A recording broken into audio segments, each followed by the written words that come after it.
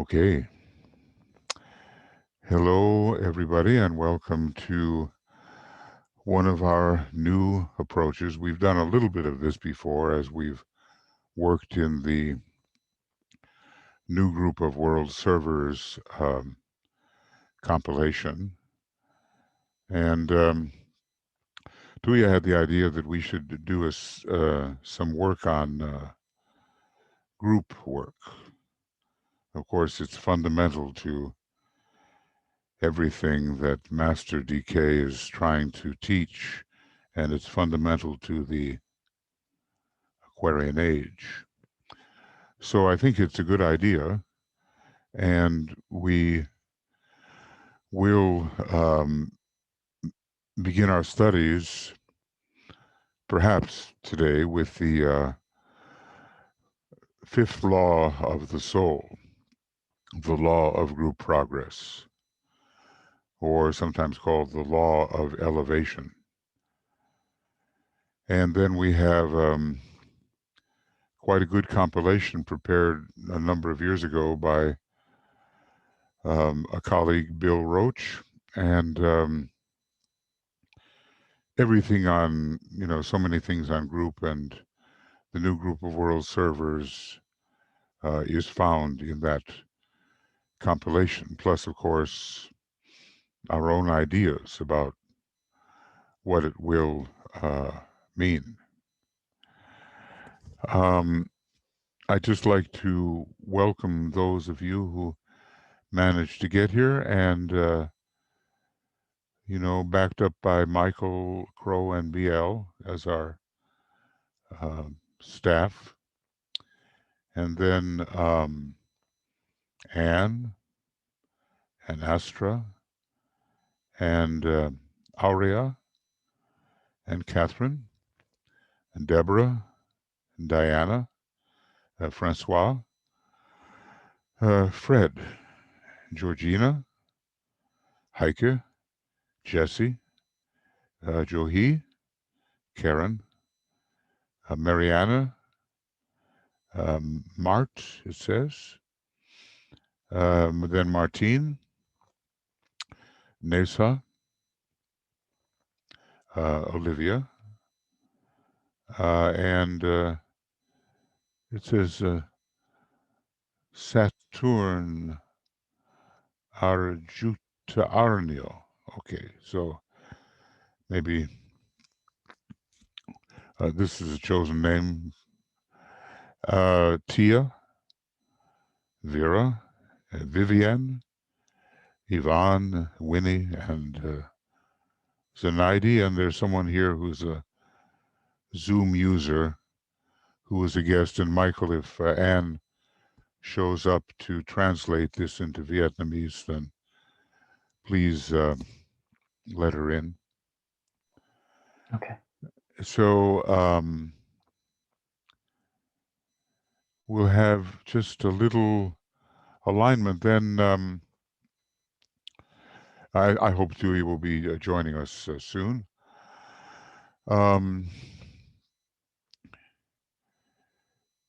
We have a question for you first, and then maybe if we have time after various responses, we will begin with the law of group progress. But in the beginning, we'll just ponder for a moment, when you hear the term group work,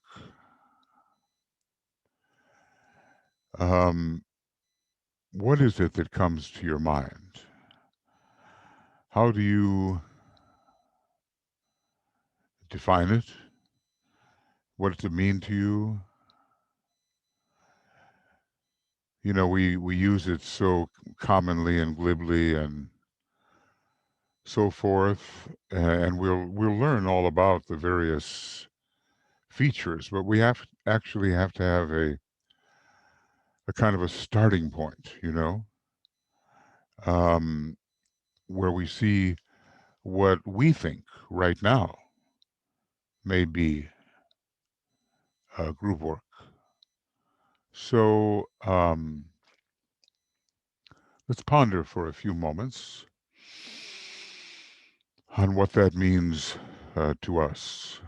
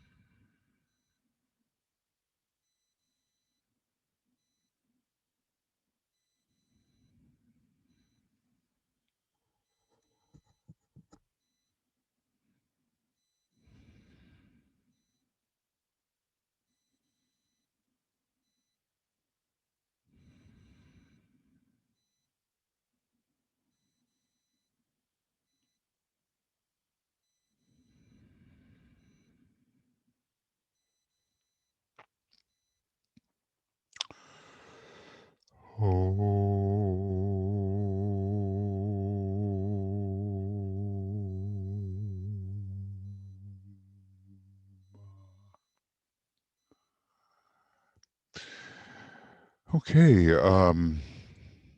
so maybe BL, if you'd be so kind as to, help us get through what people have. Okay, we have a number of thoughts. So Yvonne says the Aquarian method. Okay, and Jesse's we may pause. We may pause because that is, yes, it is that, and there's a special. We're entering the age of Aquarius, but it really, like Dane Rudyard, the astrologer, said, there's no such thing as a stick with one end only.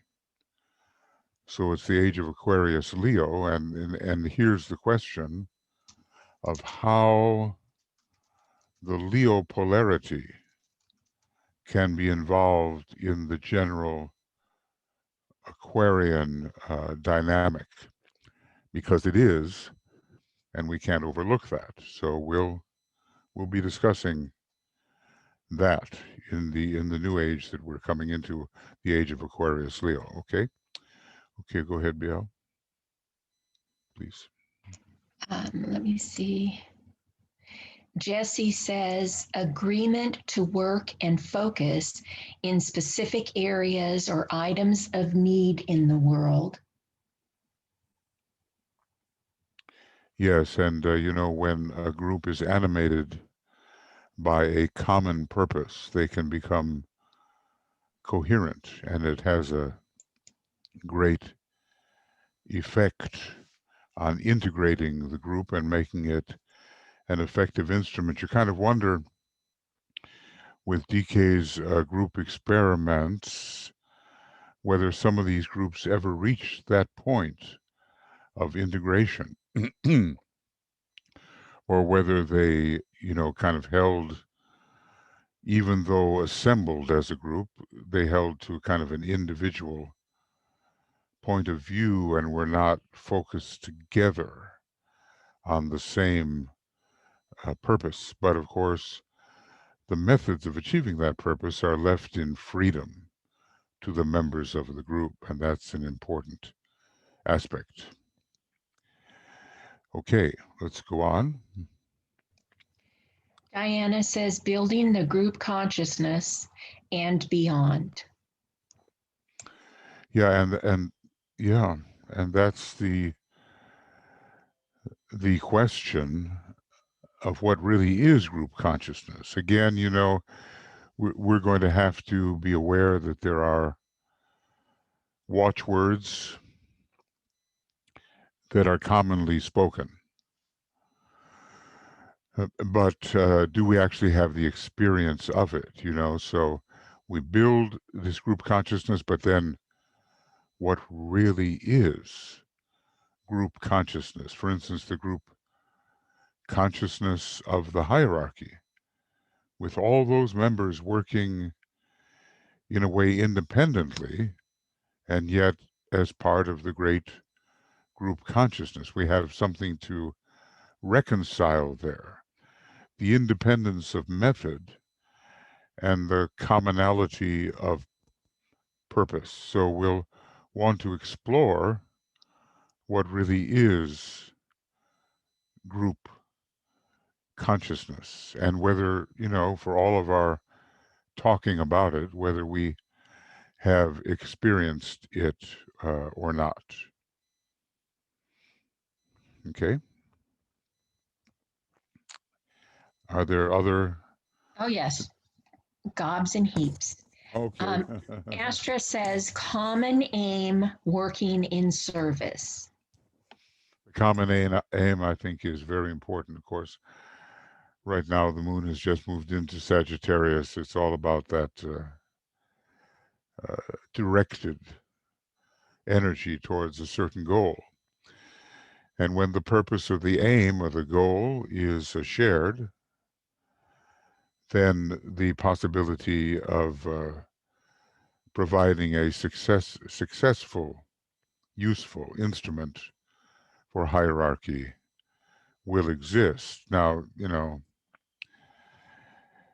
at first, people get together under the basis of enthusiasm, and then differences start to show up and all kinds of frictions and the rest. But eventually, that purpose, that goal, that objective, that aim has to be deeply shared, and then the variety of methods can contribute to the success of it.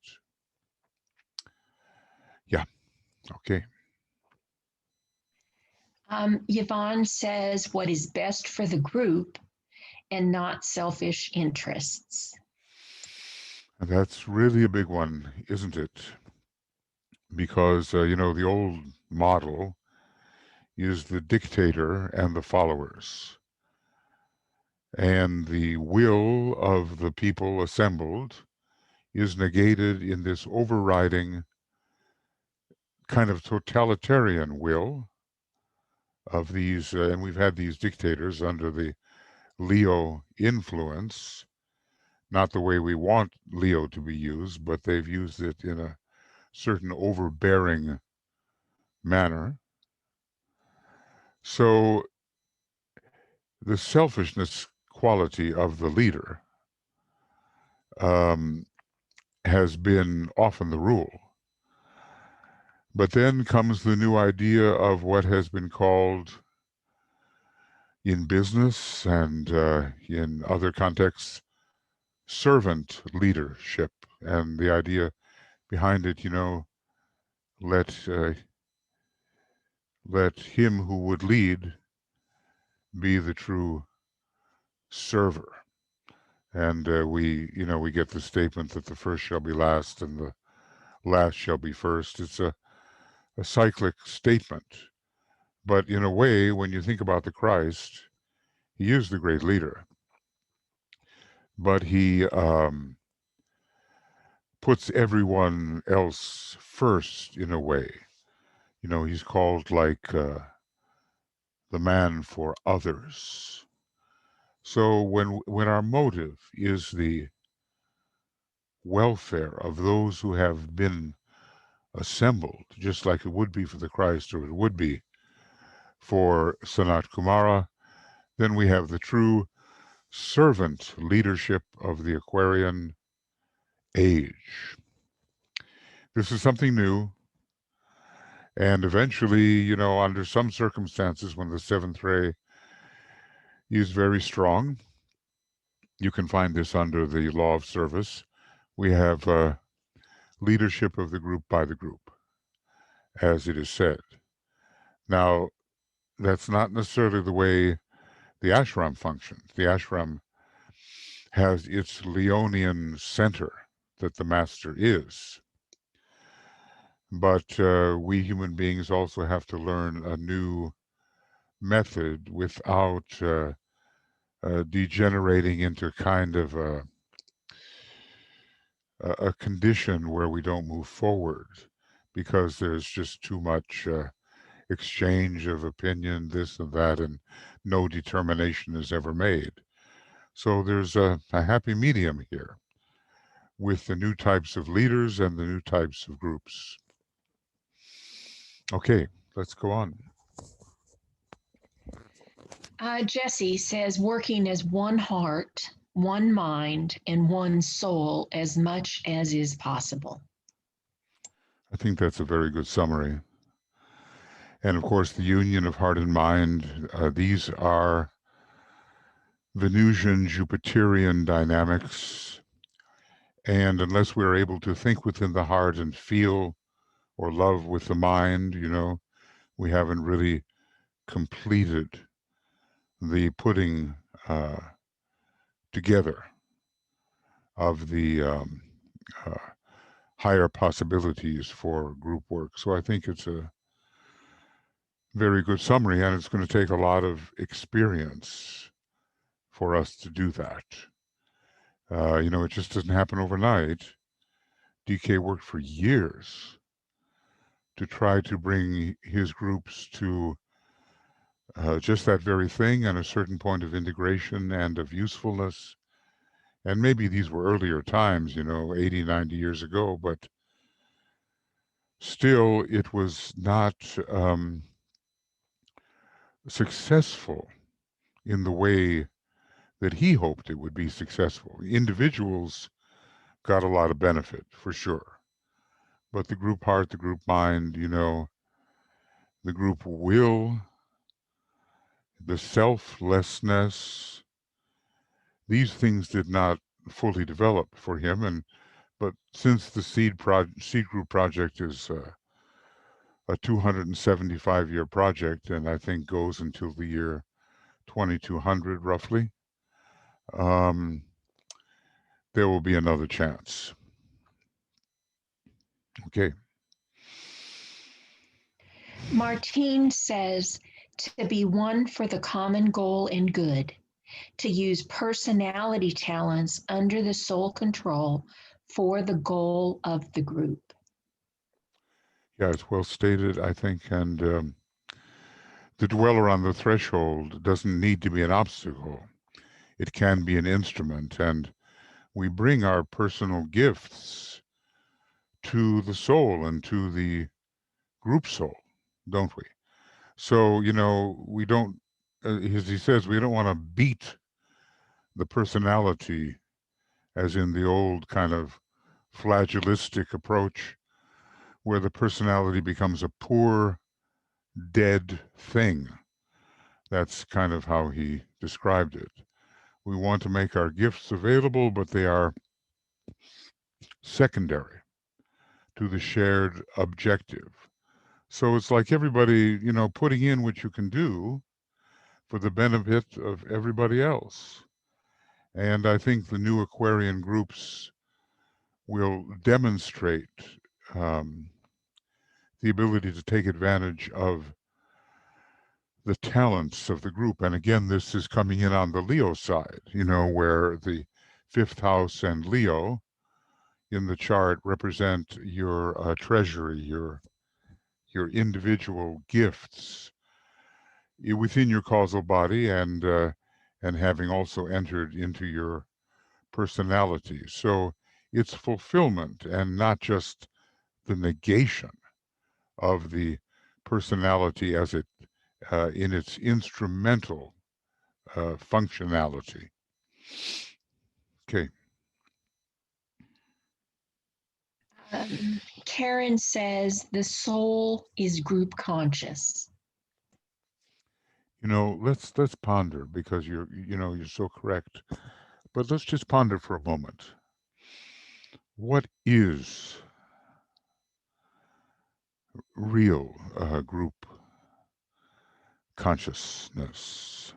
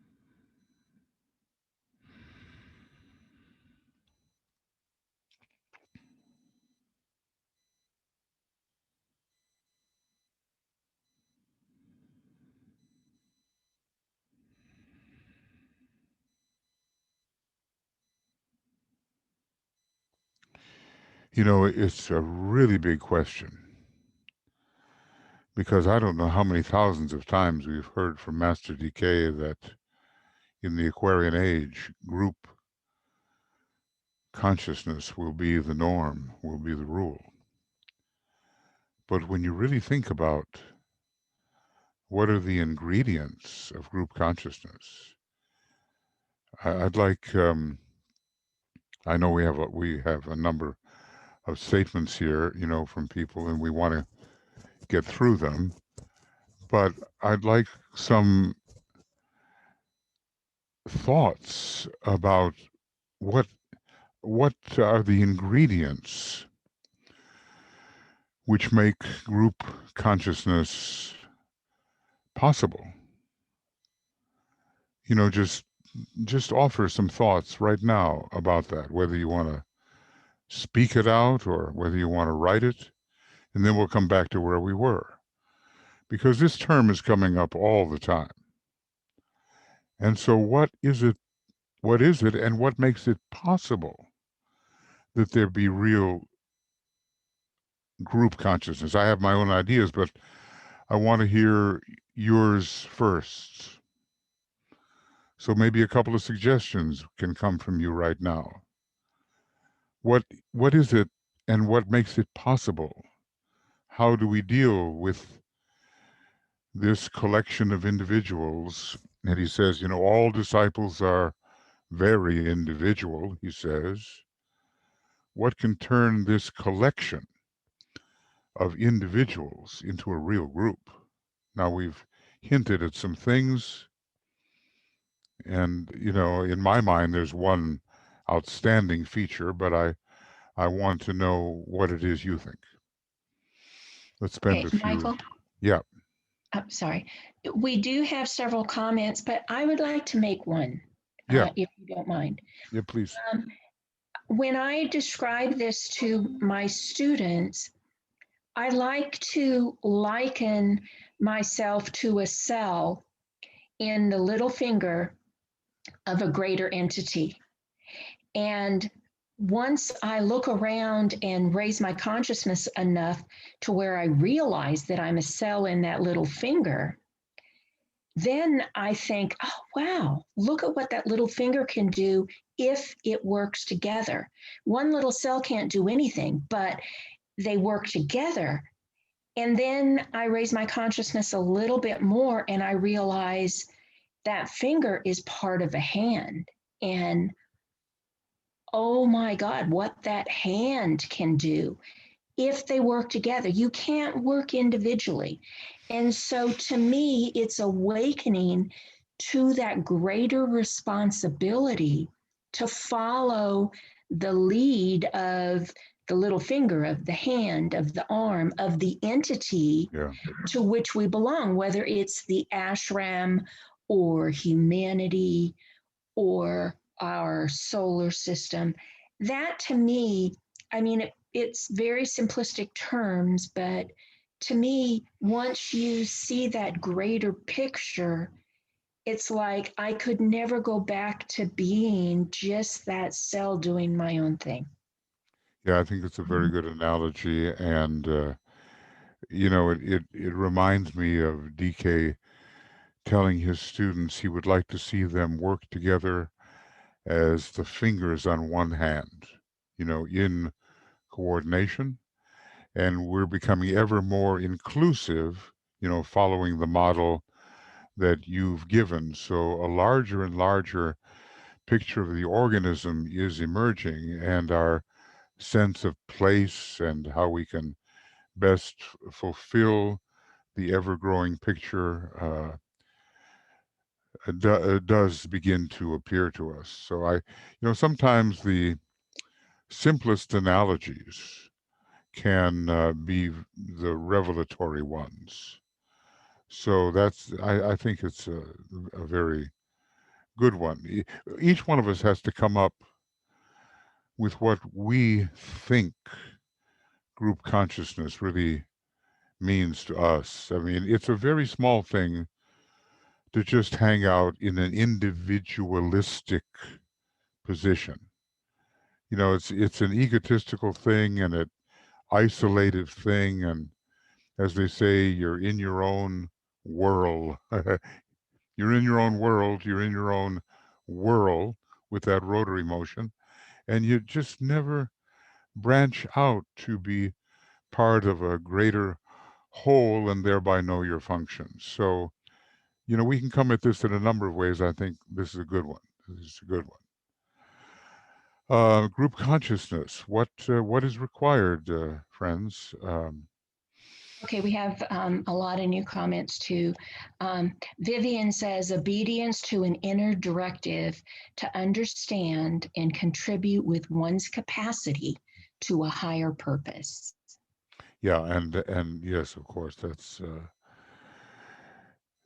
is the purpose is the integrative factor in any group, and as long as we keep that purpose in mind, we can approach, I think, what the Tibetan means by group consciousness. Yes. Okay. Good. Anything else? Lots. A lot. Jesse says server leadership.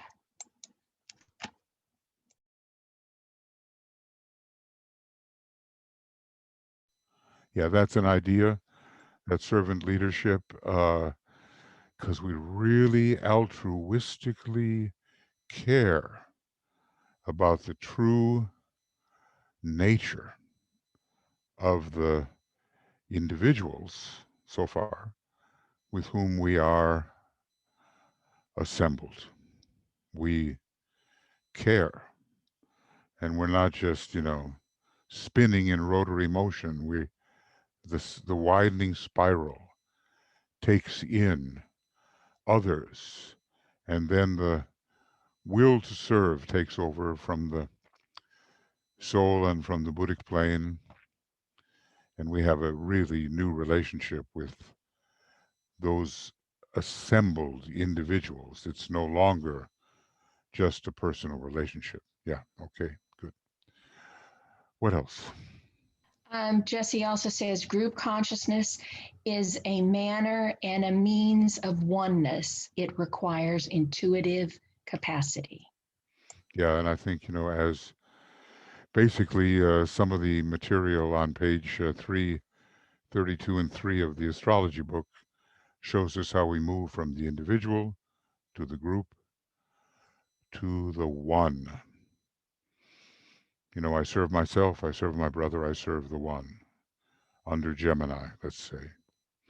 So there's a progression there, and we can't really skip any of the stages. Gradually, we have to pass through them all. Okay. Okay, good. What else? Heike says group consciousness, being one in consciousness without losing individuality, knowing each other by heart. Well, that's really important. Heart and soul are the same. So it's really what I was going to try to drive at, that in this, we know the members of this assembled aggregate of individuals. We know them increasingly as souls. Now, this is the easy thing to say, but so often the different layers, etheric, physical, emotional, mental, get in the way of true soul sight. So we are, in fact, seeing the other actually as a soul. Now, that's another level of perception. And DK has it, of course, and he studies us from that point of view if he has in mind to bring us into a closer circle around him, as he did some of those students in the early days. But, you know, to sit down with yourself and look at your group members, your fellow group members, and say, you know, what is the nature here of the souls assembled? And in what way are they beyond the stage of my soul and thy soul, but form one group being, one group soul, one group consciousness? I suggest that though it's easy to think of, it's not easy to accomplish. So let's develop as much as is possible that soul sight. And it, you know, to cultivate that, it's a task, and it requires a lot of intuitive sensitivity, a lot of what's called not just discrimination, but a spiritual discernment, that in the midst of all the other veils that are personal, you see beyond that, and in seeing beyond that, you discern the soul underlying everything. You know, some days I think I can do it, some days I think I can't. It's just a question of persisting in that type of sensitivity until when we register anybody, we really begin to discern the soul. Okay, what else? Yvonne says the same plan and purpose. That will certainly integrate us and coordinate us and keep us from, you know, just spinning in our own unrelated circle. Fohat may dig holes in space, but we need his aspect as Eros to connect all those different individualities that have their own rotary motion. And adhering to plan and purpose together, it is a great discipline, and we have to put purpose and plan before anything, you know, and even when it comes to service, we serve the plan first, and then those whom the plan serves, and then those who serve the plan in that triple order. So we adhere to that discipline, and it certainly helps with our unification, which is another way of simply saying that we're coming together in some degree of harmony and unity and oneness. Okay. This is Joe. I'd just like to add, I think one of the fundamentals is the response to group vibration. you can take a rather simple example, and I'll use music and the orchestra because that's what I'm familiar with. That there, of all the group assembled around a particular piece of music, there's the requirement that each individual knows their place and knows their part. And yet there's a demand from each member to respond to the group vibratory rhythm, the group's synergy, and the product is a result of the mastery as an individual, and then moving all that into one harmonizing vibratory experience. Yeah, I That's think the, that's well said. And you know, you can't have the different instruments of the orchestra saying, "I'm right, you conform to me." It's kind of a synergy where we're very sensitive to our own part, but we have to adjust that part. You know, I've seen this in some musical performances where somebody may be singing a little off key, but the other person singing can adjust to the note being sung by the other and create a harmony instead of a dissonance.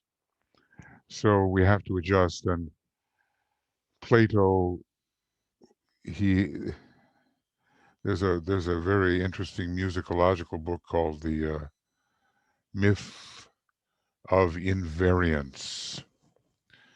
And it basically says Plato was a great musician, and the Republic that he wrote was based upon a musical model, and that people might have to give up some of the absolute purity that they might have as a soloist in order to approximate and adjust to, in harmony, what everybody else is doing.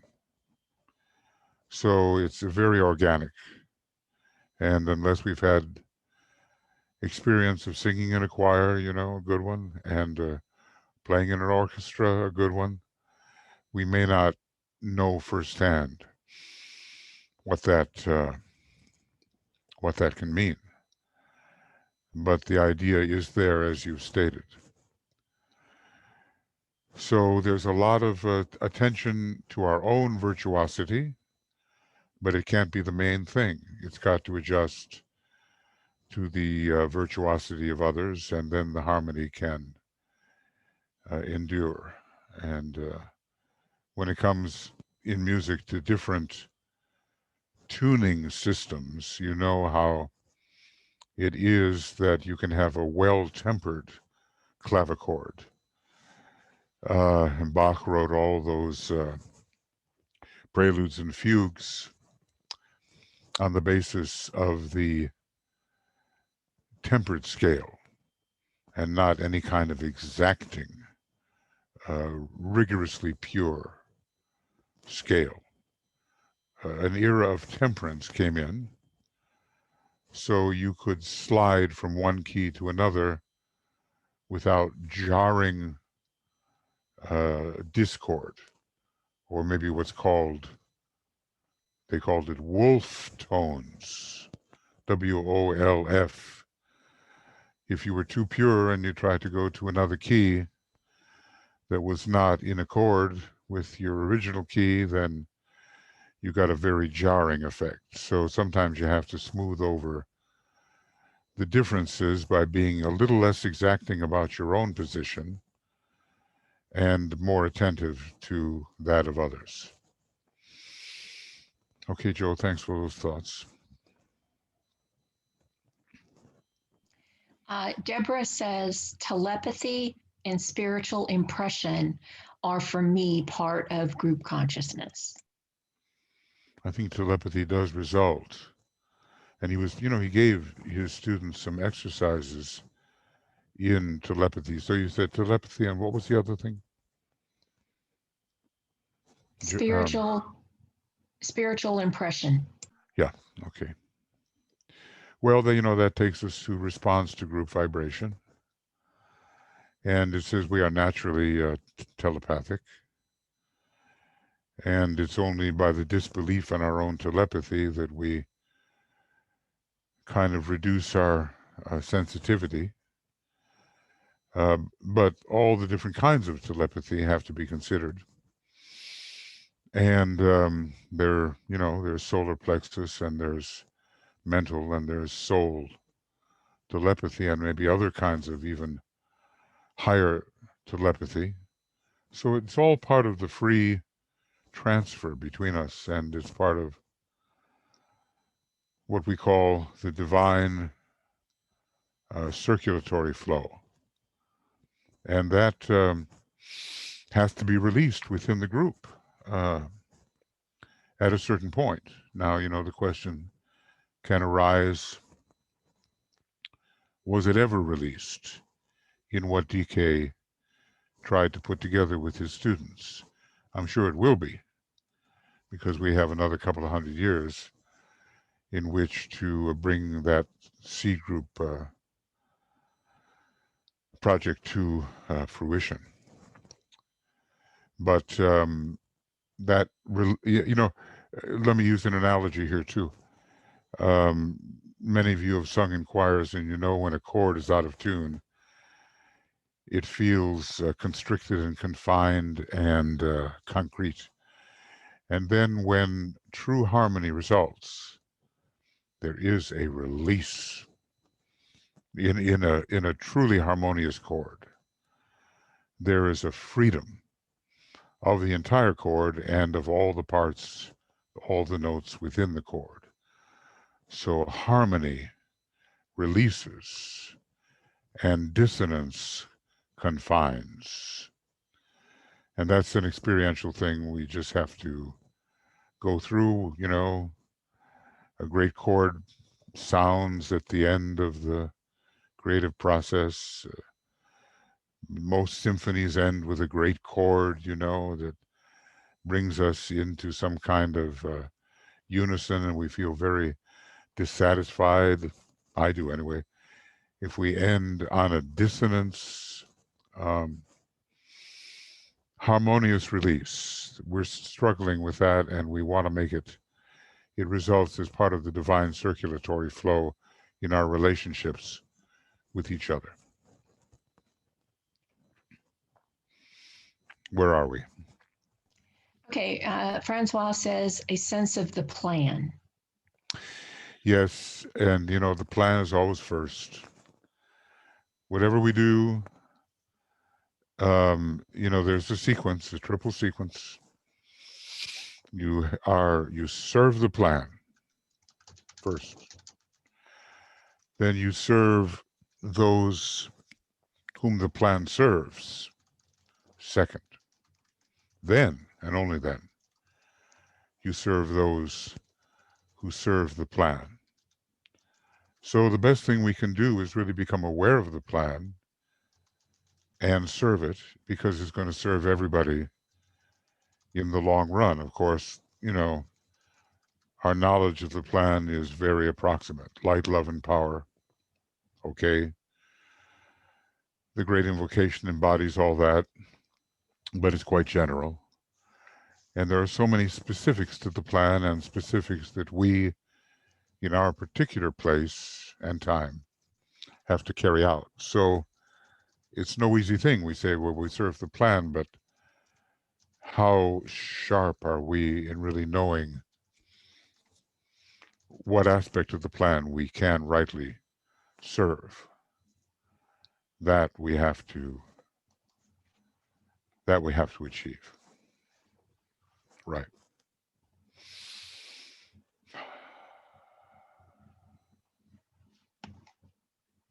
And Martine says, one ingredient is self-forgetfulness, harmlessness, and real love uniting all members. It goes further than your own group.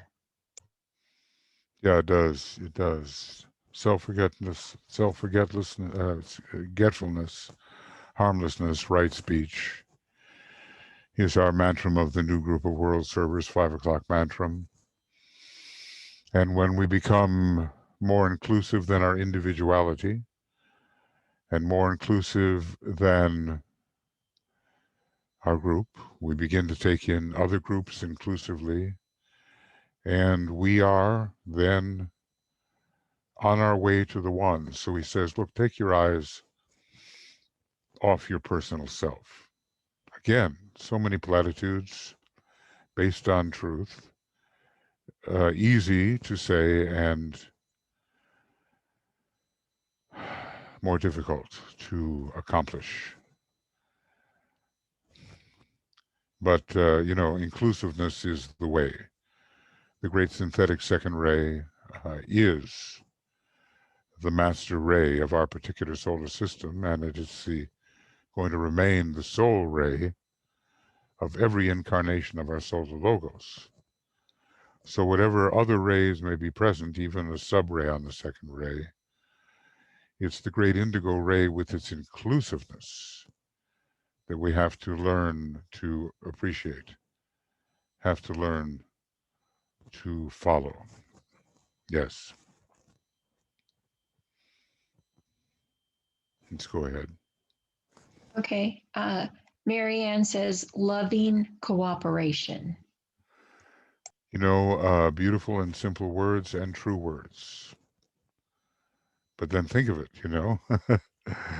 Have you, I know when I look at my own history of group work, it hasn't always been characterized by loving cooperation. But it can be. And these other ingredients contribute to it. You know, we somehow really learn to appreciate each other. We value each other. That's a step in the direction of the love, you know. And then when we begin to see the gifts that each one of us has to offer, the cooperation becomes easier and easier because we admit the value of the other and we welcome it and we bring it into the mix, and the whole group is enriched because we appreciate each other, what we can actually give, and we're all enhanced as a result. So these are simple words, true words, and you know, it takes some work to get there. Yeah. Okay. Diana says, two or more consciousnesses unite for the same purpose and they form a coherent group. And I believe that it is the conscious service as a group that the group consciousness is modeled, which translates the individual consciousness into the group, more inclusive consciousness, and then into the consciousness of the oneness. Yeah, you know, it reminds me of the Christ's statement that wherever two or more are gathered in his name, there he will be. So something happens, you know, this merging of consciousnesses. Consciousness is like mercury. You when I was a kid, I used to like to break thermometers because of those beads of mercury that were on the table. I have vivid memories of it. And I was amazed experimenting, seeing the coalescence of the little beads of mercury. They get close enough to each other, then bloop, they form one unit. And then other little beads come in and other little beads until everything that has been scattered forms one unit together, amalgamated all together. So we can begin small. The smallest group is two. And the Christ consciousness is dependent on the spirit of relationship. And that sets the example for the group. Of course, this is not a personal merging. It's not sentimental. It's not an attachment. It's quite the opposite of the attached personal merging. It's a merging in consciousness. And that merging in consciousness has to be experienced. in the group, and I think in our group meditation, there are those moments in the silence when it is thus experienced, and eventually the whole group is coalesced as one unit of consciousness, and then no longer use the words my soul and thy soul, because all the little beads of apparently independent consciousness have merged into one, just like liquid mercury. Okay. All right, and then I overlooked a statement, I'm sorry, Olivia, that Olivia said earlier. There is exoteric group work and esoteric group work with deeper requirements, true commitment, dedicated participation, and selfless service, all reflective of soul and spirit. Yeah, and you know, you look at hierarchy and the kind of group work of which they are capable under this Aquarius Leo model. It sets the standard for us of deep, deep esoteric work, and we're just learning in our groups how to reflect a little bit of that, and those virtues that you mentioned all assist in our approximation to what hierarchy has achieved. And you know, when Master DK gathers us around his ashram in what's called maybe the master's group, you know, or the master's groups, then the approximation really begins. We can't just step into the ashram, you know, we have a lot to learn, but we're there on the periphery and we're learning what true hierarchical esoteric group work can be. Maybe after we are initiates of the third degree, we can come even closer to that, because that's the first real initiation and the first solar initiation, and it shows us more accurately what hierarchy has been able to achieve. And of course, the building of the Antikarana admits us into that world as well. So we just have to appraise where we stand individually and in our groups, and keep moving toward the center, keep moving toward the center. DK has, gosh, it's some kind of a story about how to approach the center of the ashram, and it's lined with pillars, and there are sanctioned methods of approach, and it's done in the old commentary manner, you know, poetic language, but it gets the point across of how we really can enter. But always, you know, we enter as a group with a group, and group initiation is the way of the future now. The time-space schedule of our planetary logos requires it. So let's train ourselves to understand what is the truly more deep type of esoteric work compared to the exoteric group work, which is just the beginning.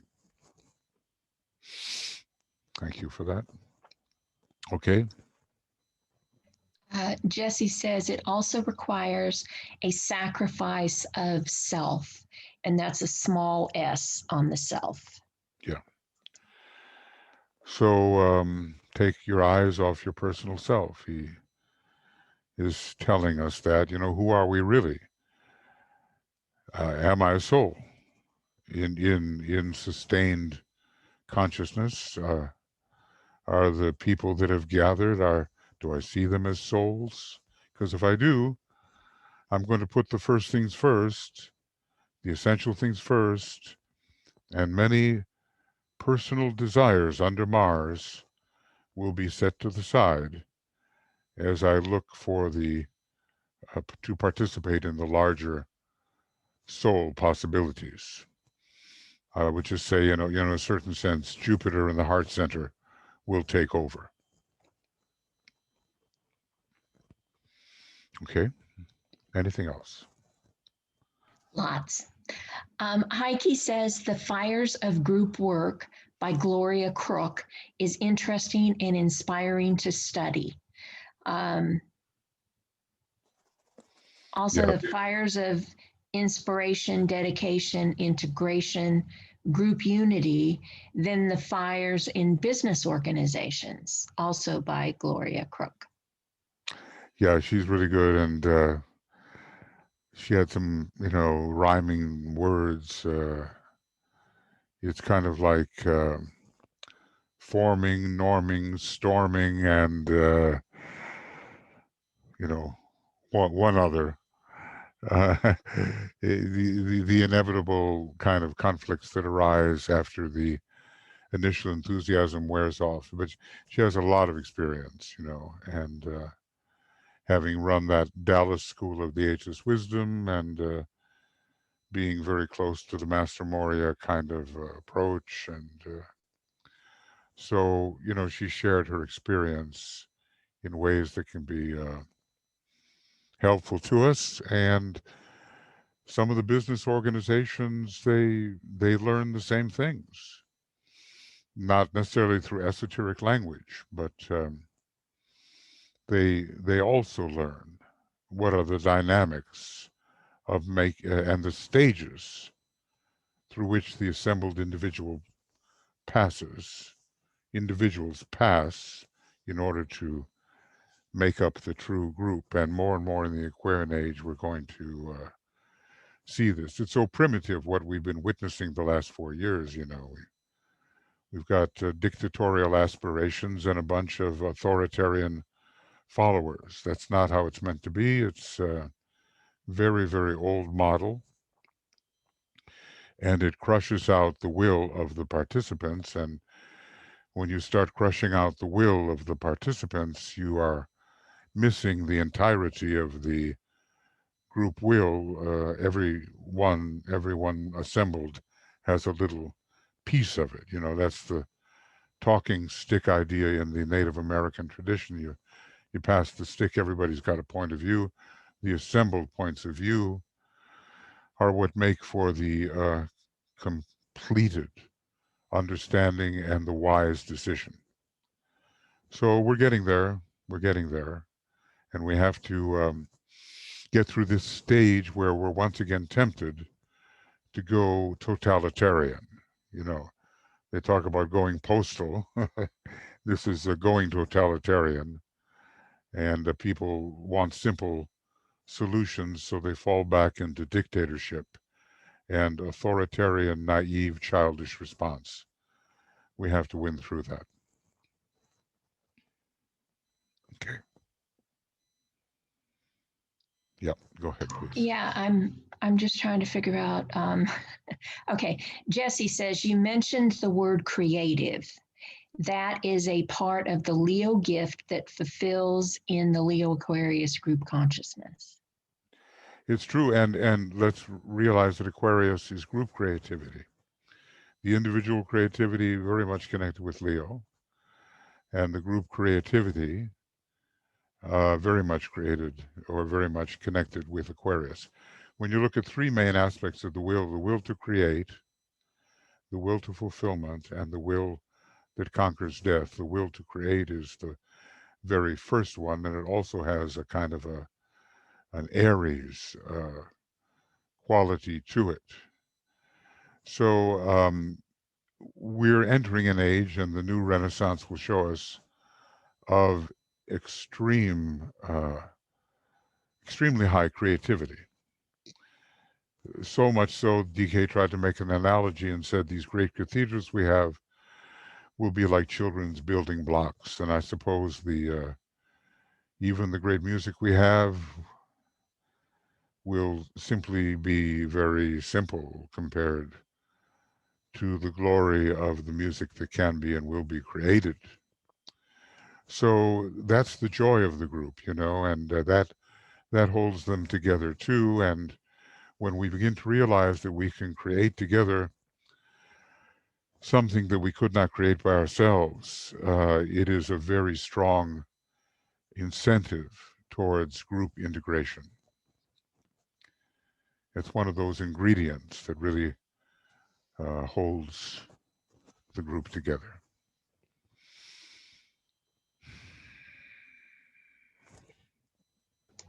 Okay, Nisa says, seems we learn to function as group soul. Was it since we learned to function, or when will we learn to function, or? Seems that we do learn to function. Oh, seems. Yeah.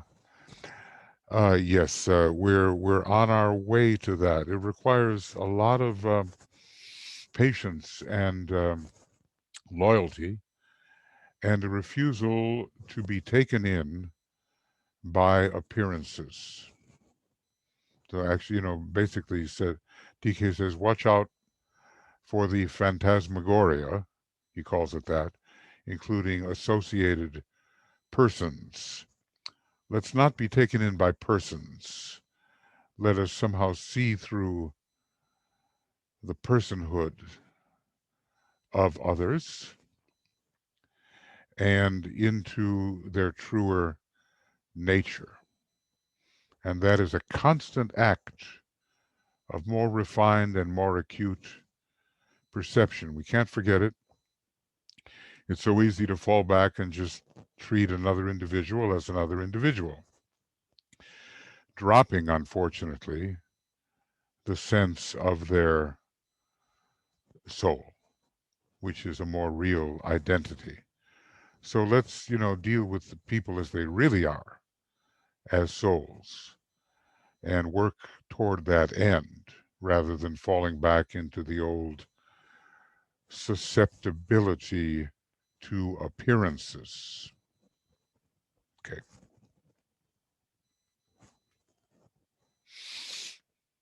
Seems like people have a lot of thoughts about this. Sorry, I was trying to read this to you and I was muted.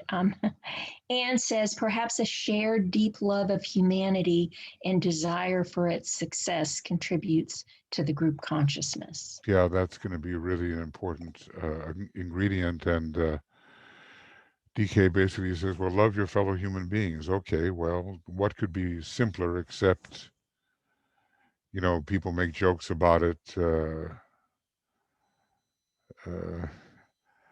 They basically said, I love humanity, but I'm not so great with people. That's supposedly one of those Einsteinian quotes. To really, I've been thinking about it, how simple it is, this directive. But, to really love your fellow human beings, regardless of all of the foibles and the off-putting things that happen, that's already a great act of intuitive penetration, and maybe rare, and maybe rarer than it should be among disciples. So it's so very true and so simple and so necessary. So let's get on it and try to find that Christ consciousness within ourselves that really does love and identify with or identify as others. It's another step into the Buddhic consciousness. Okay. Okay. Nisa says, can you say more about the Antakarana and soul connection? Well, there's 100 pages in the Rays and Initiations, which probably give you more than you want to know about the Antakarana. It is a step into the impersonal world. It is, in a way, beyond the transpersonal world of the soul and it's into a new world of freedom where we are somehow reflecting the will, the love, and the mind of the planetary logos. A little bit of a reflection of that. So it's impersonal, and the vehicles through which we can do that are being coordinated from the time of the third initiation onward. We might say that on the run-up to this third initiation, the abstract mind and its vehicle are being coordinated. Right now, the egoic lotus is taking its place because we fell behind and we need a bridge. And after the third degree, the Buddhic vehicle under Neptune is being coordinated. He says, watch for the position of Neptune in your astrological chart. It may show you something about the coordination of the Buddhic vehicle. And then as we are dealing with the fourth initiation and beyond, then the Atmic vehicle of spiritual will is coordinated. And those are, when we get into those worlds, we're into planetary consciousness beyond that of the individual. So a very high form of individuality takes us into the egoic lotus.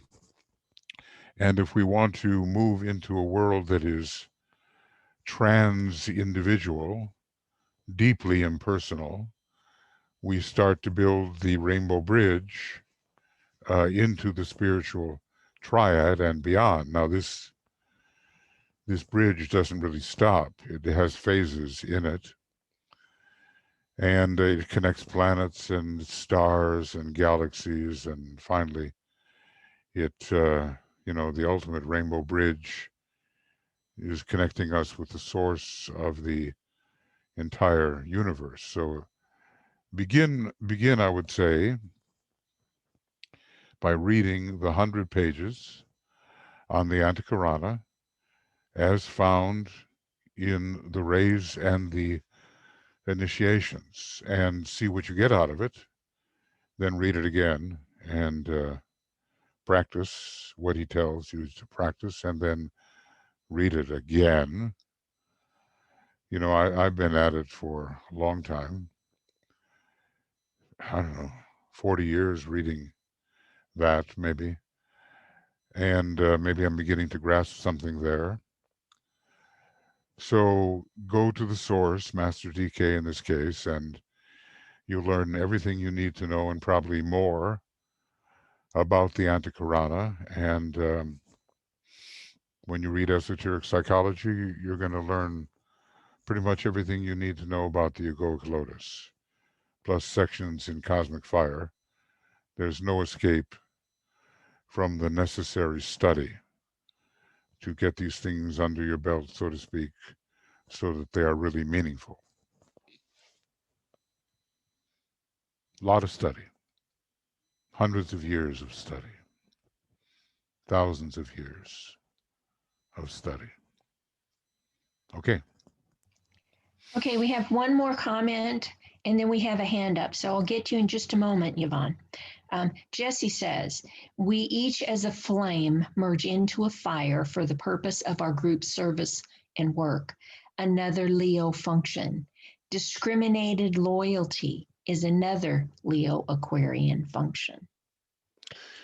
Yeah, both true, and whether fire is higher than flame or flame higher than fire, it depends on the context. But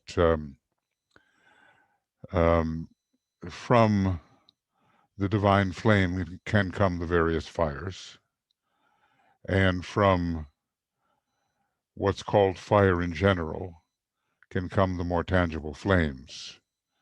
And it is all about Leo in one sense, that on the fixed cross we have blinding light, Taurus, fiery pain, Leo, because when you're submitted to the fires, the first reaction of the non-purified substances within your vehicles is pain.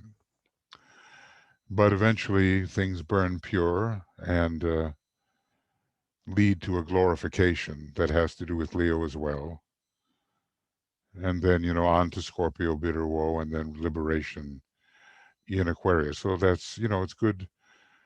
Sometimes the poetic language really conveys even more than the analytical language, as we see in the old commentary. So thanks for those thoughts. Okay. We're getting some more comments, but Yvonne has had her hand up for quite a while. So Okay. Go ahead and unmute yourself. Can you unmute yourself, Yvonne? I'm trying. You're there.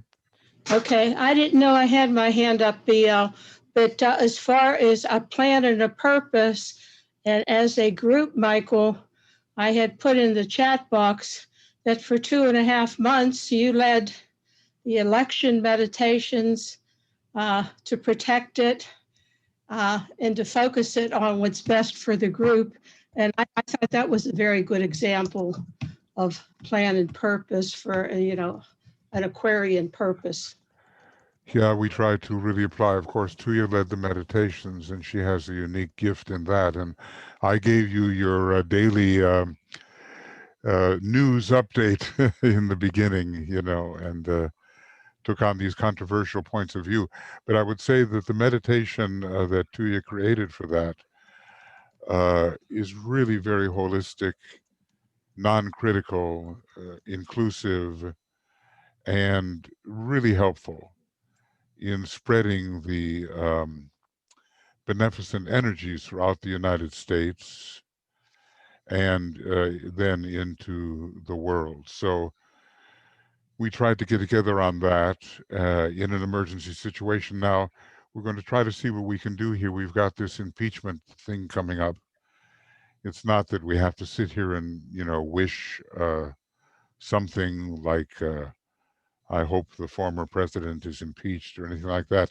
It is really a question of justice and standing on principle and bringing the true esoteric values through in a place where a lot of cowardice is being demonstrated at the moment and a lot of self-seeking. So even the meditation that we used is, I think, perfect for the number of days in which this impeachment process, whether it is leading to conviction or non-conviction, will be taking place. And so Tuya and I, and we'll work with Anne on that, are going to, it starts on February 8th, and we'll try to see whether we can do some work at night here. You know, it gets to be late hours, but in an ongoing way to uphold the principles that are at stake here. And the principle, the main principle, is the will of the people. Now, you know how it is when so many people, when they say the people, they just mean their side. It's just almost humorous. The people want DJT, you know, I mean, with the people. Who are the people? The people is everybody and everybody's will. So we have to look out for the best of everybody's contribution, and especially those people who are on the reversed wheel and can actually make a spiritual contribution rather than just demanding desirous prerogatives for their personality. There are a lot of people that way too, and well, they just can't help yet, you know, they can't help. But they can be led from that crude Martian red into the purple. And we've got to see that done through the distribution of the color language and the conception of the first three aspects of divinity in our form of government. So we'll be working, Tui and I, to try to resume the vigil work. We haven't decided quite how to do it, but there's just a little bit of time left to decide, and we'll be letting you know. Thank you, because the people have been asking me if you were going to continue. I have another question, and this is, I don't know how I got my hand up, but I went on to reactions here, BL, and then I just tried to see what was there because I didn't see any other way to raise my hand. So how do you do it? You go on to reactions and just touch that raise hand and it raises your hand? Is that what happens? Question? Yeah, I'm sorry. I have a little thing there on mine that shows. Yvonne? Yeah, Yeah. thank you. Yes, Thank you. Michael. Yvonne, Yes. if you open participants, Yes. it's on the bottom of participants. There's It's a on- hand, raise hand. Okay, I'm clicking on participants right now. And reactions is just for, Okay. is separate. When I'm It's just clicking like- on participants, I don't see a hand. Where's the hand? On the lower part of the screen, where all the names are, where it says yes, no, go slower, go faster, more. Okay, now the only thing I have that is under reactions.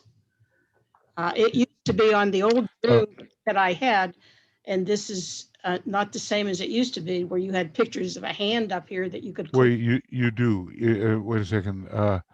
Is there something with more that allows you to do that? No, those are thumbs up. Actually, thumbs down. somebody just told me that they did change Zoom. Yes. So they put it on the bar on the bottom. So it's what you just said. Yeah, but there's No something that longer in says participants. raise hand, but I wasn't aware I clicked on it. So if I clicked on it, BL did it, it showed you that I had my hand up, right? I'm going to do it again and you tell me Yes. what happens Yes. now. And Okay, I I put it just- down. Yes, it went up. And now is so- it down? No, it's not down yet. Okay. Oh, there, now it says lower hand. I'm going to click on that. Okay. There you go. There you go. So that's All where right, it is. Oh, anyone that has the new Zoom, that's All right, we'll try to keep up with the engineers behind all this, and we'll make our way. Yeah, we'll make our way. Okay, Right. friends, is there anything else? Yes, there's lots more comments now. I just have to remember where I left off. Oh, from Vivian New. Today we have interactions more and more on virtual levels. How can we ensure that the sensitivities do not become too impersonal?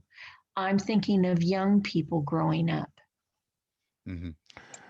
Well, I think sometimes the interactions, we found this with the conference, on the virtual level become even more intimate and not less personal. Of course, we have to learn a degree of impersonality. We really do. And that's part of, we're being thrown back on ourselves at this time, and away from the normal personal interactions. So to develop a degree of impersonality is good, but there's also a kind of spiritual intimacy which is possible in these virtual contacts. At least I've experienced it that way. So I would trust the process, and let's just say, and let's leave to the young people the evolution of what they need. I think they will find a way to really be with each other in the kind of intimacy that they need, which is now more of a psychological intimacy, even a spiritual intimacy. I think they will discover it. I mean, how many times has the Tibetan walked into your room? You know what I mean? He's remote. He's contacting us remotely. Does that mean it's any spiritually less intimate? No, it's probably even more so because the reactions of the personality are not so much in the way. So I think we can trust where this is going and not looking at it as just a liability. I think when join our conference coming up on the 5th ray, I think we will find that there's lots of spiritual intimacy in that process. Okay, go ahead, please. We only have so much time now, so let's just get on with it. Jesse says perhaps sensitivity precludes, removes the problems that can be created by impersonality. Okay. Yes, it's a reasonable thing, you know, like, I mean, if you're communicating with your master, if you know who that is, building up the sensitive response is really important. And that master is not flesh and blood in your room. Like, you know, Master Kudhumi walked in one fine Sunday morning on Alice Bailey when everyone else was at church or whatever. And so that was one of those immediate precipitations to a teenage girl in the late 19th century. But that's very rare. The master contacts us in meditation and in vibration in various ways. And it can be very, you know, our sensitivity is what allows that to happen, even though there's an apparent remoteness as to his position in time and space and our position in time and space. All of that is overcome by the sensitivity and the ability that he has to get through to us if he wants to expend the effort and finds that it is worthy to expend. Okay, let's go. Okay, and then Leslie says, this is reminiscent of the US political tug of war hundreds of years ago. We recall that John Adams believed that an elite group of knowers, those on the reverse wheel, should be tasked with making crucial decisions for the whole of the country and for those not knowledgeable or wise enough to decide rightly. Instead, Thomas Jefferson believed all should have an equal voice, and Jeffersonian democracy flourished with individuals voting rather than elite factions. She says, interesting. It's a good point. And DK brings the point up. He says that, I forget where he says it, but if everything was run by disciples, a great cleavage against which hierarchy is working would be produced. And we would find ourselves in a much worse situation with the non-disciples divided off from the disciples who were running the show. And that would be just the opposite direction of the way he wanted to go. So how do you, you know, deal with the problem of elitism and then those who are living the ordinary life? And it really is very dependent upon the altruism and the heart of those with more experience. They will find a way to let everyone have his or her say. You know, with children, you can't just make all decisions for them, and they will grow up as stunted in some way or as weaklings or whatever.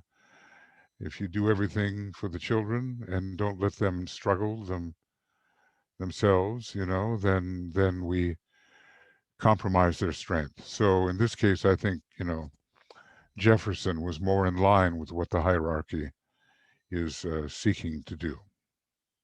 Interesting, Leslie. Very interesting. Little more? That's all I see right now. Okay, good. And I went back and looked, and I only skipped over a couple of comments earlier when you asked us to move on. And we've now brought those up. So I think, and I'm sorry, anybody let me know if I missed something that you said, but I think we captured it all now. That's great. Well, look, friends, I had a feeling that, you know, when Tui and I discussed this, I suggested, okay, well, we'll get right into the law of group progress. But she said, no, let's see what people think about what is group work. And so, you know, that's what we've been doing. And I think it's been very fruitful. Now, we will get into the kinds of things that DK has been saying. We will study together law number 5, the law of group progress. It's kind of the basis of everything that we might glean from the very big compilation on the new group of worlds servers. The whole, all of Master DK's teaching, with Alice Bailey at least, is about the group. It just is such a thread, a golden thread running through everything. So, it's going to keep us busy for some years, or the potential of keeping us busy for some years. So let's just follow these weekly programs that Ann and Tuya have been providing for you. And all the links should be working, hopefully. Sometimes people have a little trouble, or they copy something and they have extra spaces, or, they do various things. And they say, well, I can't get in, but, really the links are correct. So, and at the end of every one of those weekly programs, all of the links are spelled out, including the links for Francis in his work with the secret teaching of all the ages and the secret doctrine and so forth. So whatever we're offering is spelled out down there, plus the easy way that just says link for the program. You hit it and you go there. Now tomorrow, I think, if all goes well, we're going to be dealing with the soul of nations. It's going to be I think must be is it a morning program? Because I did Glamour this morning, so maybe it's a morning program. Yes, it's 6 a.m. Okay, and we're going to be looking at the coup in Myanmar. What was the former name of Myanmar? Was it Burma? Does anybody know what was the name before they renamed it Myanmar? Yes, I believe it was Burma, and Jesse says yes. Yeah, okay. Well, the wheel turns, and those who are on top, they find themselves on the bottom, and continues to turn. So the very brave lady there, Aung San Suu Kyi, is that her name? Well, now she's under detention, and Biden has the question of whether he will look at this authoritarian move and declare it a coup, which I think he has, and that has financial implications. But we'll take a look at the country and its problems. There's a lot of preparation that goes into preparing the images and so forth for you and for all of us. So hopefully we'll be able to do that tomorrow morning. And now that is, see, we have a situation where we usually broadcast such things from vMix, but that's difficult to do where Tuya is right now. So I hope we can handle a broadcast, and if not, we're going to have to rearrange ourselves very quickly and make it a Zoom. I don't think we're on Zoom, Michael, are we? Tomorrow morning, or are we? Or is it the broadcast? It's the broadcast. Okay. Yeah, it's set up as a broadcast, so we're not on Zoom yet. But I hope I'll talk to Tuya tonight, and I hope that we can manage that. Otherwise, it's very easy for her to do Zoom, but we are have to send out links. We have to send out links, and we would have to do it quickly. Yeah. So just try to be alert to that if we have to change for some reason.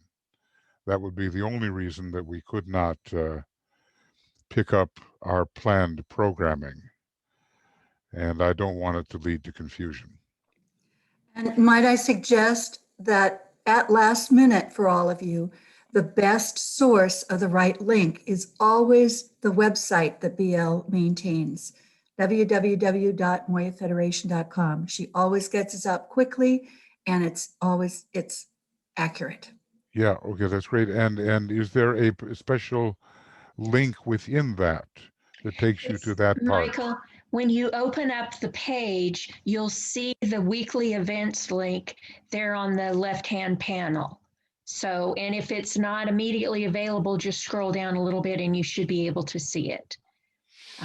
We have Yeah, all of okay. the relevant events there, but the weekly events is the one that Joe was talking about. Good. Morefederation.com. It's our public website. Okay, good. Well, you know, by Sunday we'll know what we're doing. But sometimes when Tuya changes location, it's just a question of coordinating things the way they have to be. Okay, friends, well, that will be what our work for tomorrow will be. And as we approach February 8th, which is the time for the impeachment trial, we'll see if we can get our meditation and discussion going again.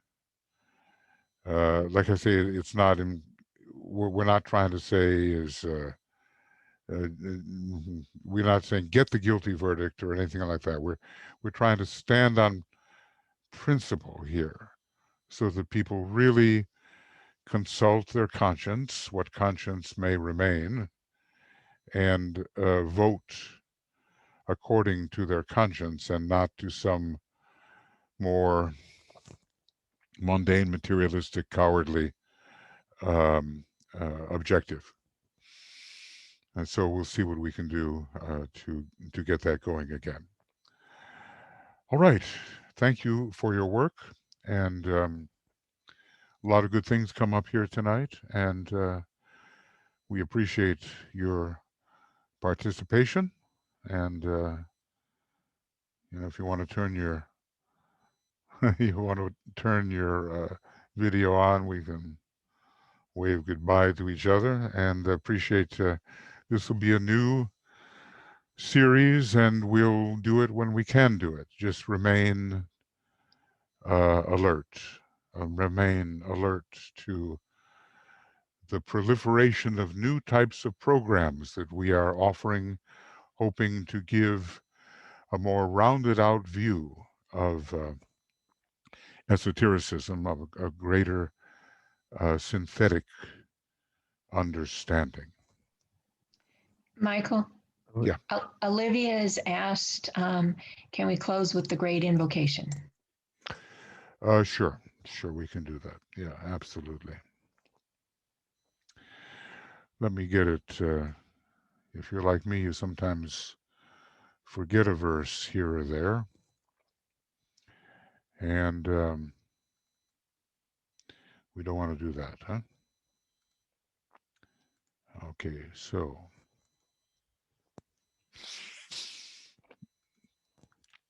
And this is the synthetic one, and this is the one that was given out because the Christ said he would return in person. So those two events, the giving out of this great invocation and the physical return of the Christ, these are related events. Okay.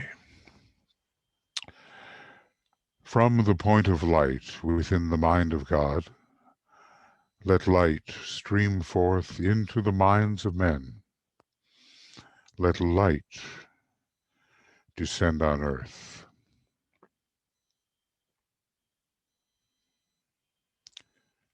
From the point of love within the heart of God, let love stream forth into the hearts of men.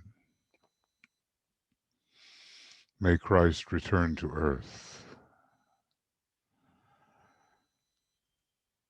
From the center where the will of God is known, let purpose guide the little wills of men,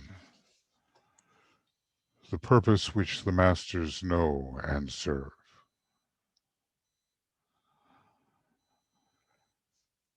From the center which we call the race of men, Let the plan of love and light work out, and may it seal the door where evil dwells.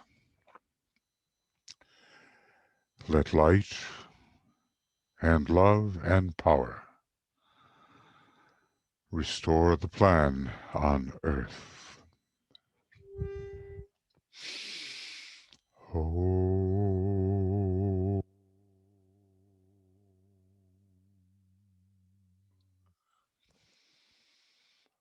Oh.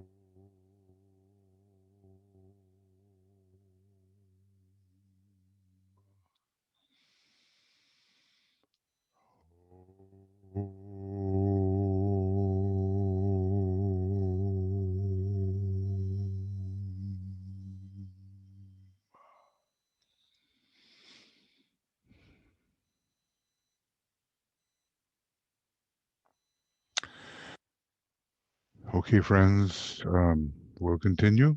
Lots of love, many blessings. And we continue at this time to offer what gives us a more rounded out view of the great ageless wisdom. And the period for rapid and more thorough assimilation is short. So take it seriously and try to reach that stage in your life, which after many years of study brings you to a synthesis of understanding. Not the whole thing, of course, but at least a synthesis of what you have accumulated in your studies and in your ability to meditate.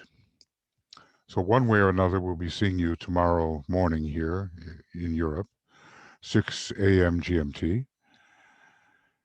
And if all goes well, we will be focusing on Myanmar. And if we can't do that, then there will be other readings from the Destiny of the Nations. We've gone through quite a number of countries from the Destiny book, France and Italy and the United States and Russia and the United Kingdom. We've gone through those, maybe a couple more, I'm not sure. Can't remember, even though I presented them. So, but there's so much in that wonderful little book that is relevant to the moment. So if we don't do Myanmar, we will work from the Destiny of the Nations, and then we'll try to get a, under the circumstances, a Zoom link for you to tune in on that. If we don't use, there's a few things up in the air, as you see, if we don't use the normal broadcasting. So lots of love, many blessings, everybody, and let's deepen everything. Deepen our work in every way, if we can. And we can. Bye for now. And I'll turn off the recording, and BL, you'll be getting that, I assume, and to post, and Michael, you can, as the host, you can turn off the whole program. So we'll see you soon, and bye-bye for now.